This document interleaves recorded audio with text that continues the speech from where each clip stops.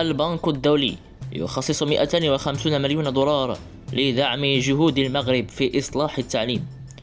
أعلن البنك الدولي عن تقديم تمويل إضافي للمغرب بقيمة 250 مليون دولار، ما يعادل أزيد من 2 ملايير درهم، لدعم إصلاح قطاع التعليم.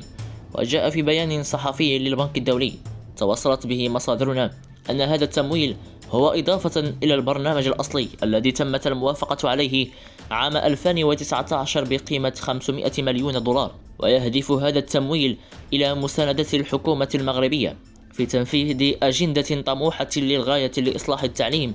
تتضمن توسيع نطاق خدمات التعليم الجيد في مرحلة الطفولة المبكرة، ومساندة ممارسة التدريس في التعليم الابتدائي والثانوي، وتدعيم القدرات الإدارية والمساءلة من أجل تحسين نواتج التعلم.